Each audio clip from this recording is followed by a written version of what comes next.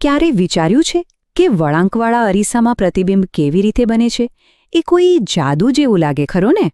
પણ જો એમ કહીએ કે આની પાછળ કોઈ જટિલ ગણિત નહીં પણ એક સરળ અને મજેદાર સિક્રેટ છુપાયેલો છે તો ચાલો આજે આપણે સાથે મળીને એ રહસ્યને ઉકેલીએ. આપણે બધાએ આ તો અનુભવ્યું જ હશે. ચમચીમાં પોતાનો ચહેરો જોયો છે?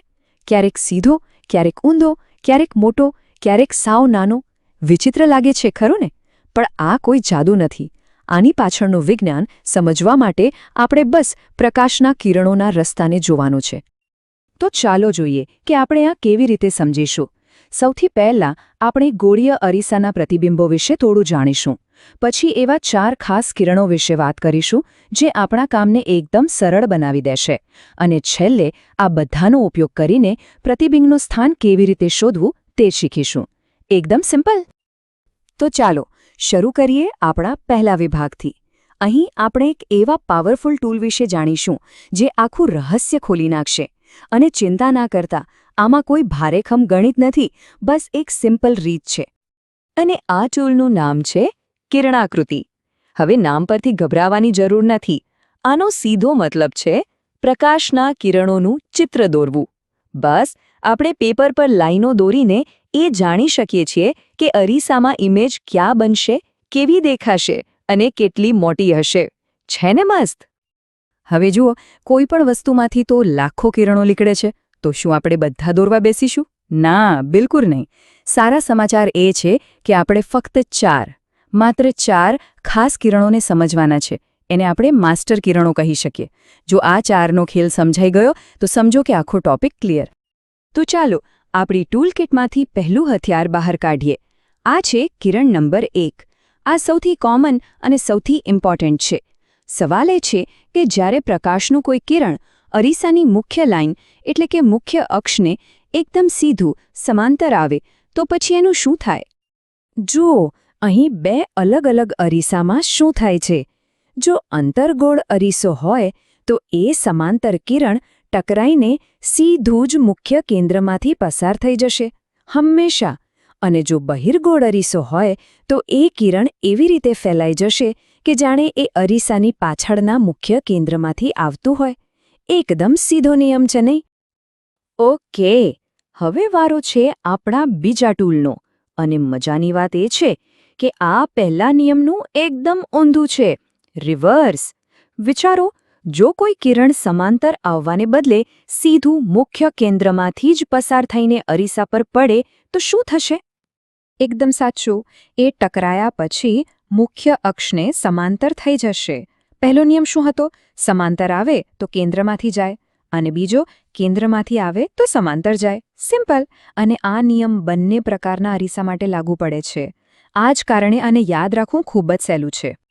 ચાલો હવે જોઈએ ત્રીજું કિરણ. અને મારા મતે આ ચારેયમાં સૌથી સહેલું છે. એકદમ સીધું અને સિમ્પલ. આ કિરણ પસાર થાય છે વક્રતા કેન્દ્રમાંથી. આ કિરણનું કામ તો જુઓ, એ જે રસ્તેથી આવે છે ટકરાઈને બસ એ જ રસ્તે પાછું જતું રહે છે. કોઈ ડ્રામા નહીં, કોઈ વળાંક નહીં. સીધું આવ્યું, સીધું પાછું ગયું. પણ આવું થાય છે કેમ? એનું કારણ બહુ જ લોજિકલ છે. કારણ કે આ કિરણ અરીસાની સપાટી પર બરાબર 90 ડિગ્રીના ખૂણે પડે છે. મતલબ કે એકદમ સીધું.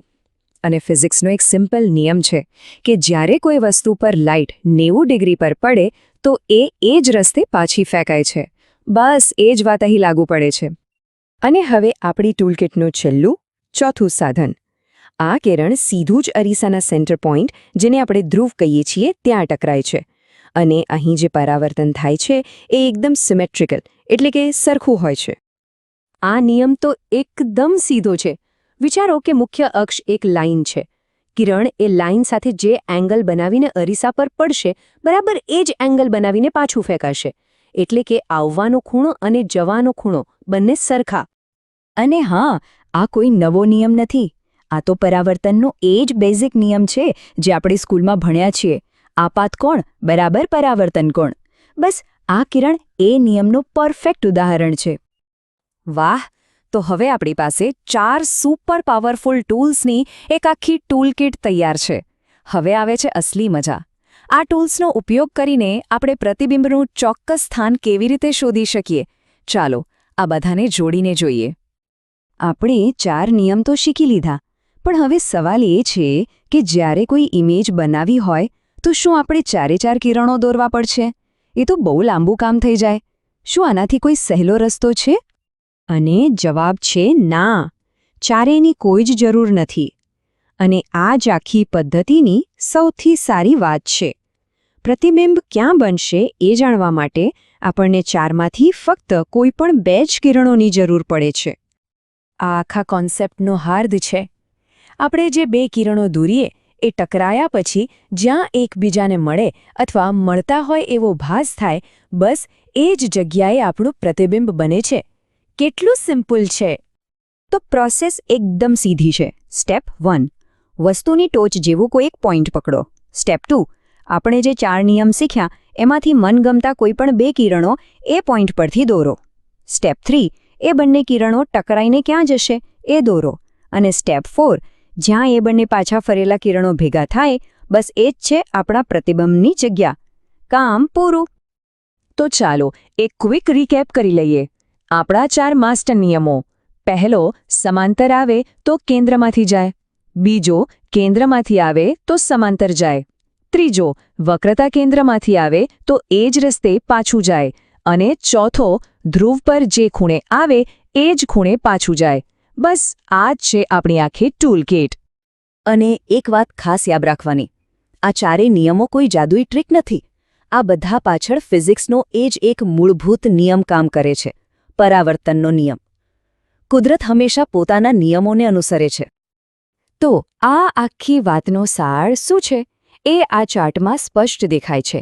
આપણે શીખવાના છે કુલ 4 નિયમો, પણ જ્યારે પ્રતિબિંબ શોધવાનું હોય ત્યારે વાપરવાના છે ફક્ત 2. Learn 4, use 2. આ જ તો સાયન્સની બ્યુટી છે, ઓછામાં વધુ કામ. અને જતા પહેલા એક સવાલ, આપણે જે આ 4 સિમ્પલ નિયમો શીખ્યા, શું ખબર છે કે આ જ નિયમોનો ઉપયોગ કરીને દુનિયાના સૌથી મોટા ટેલિસ્કોપ બનાવવામાં આવે છે? હજારો પ્રકાશ વર્ષ દૂર રહેલા તારાઓ અને ગેલેક્સીને જોવા માટે પણ આ જ 4 નિયમો પાયાનું કામ કરે છે. નાની એવી ચમચીથી લઈને બ્રહ્માંડના છેડા સુધી ફિઝિક્સ બધે જ સરખું છે. વિચારવા જેવી વાત છે, ખરું ને?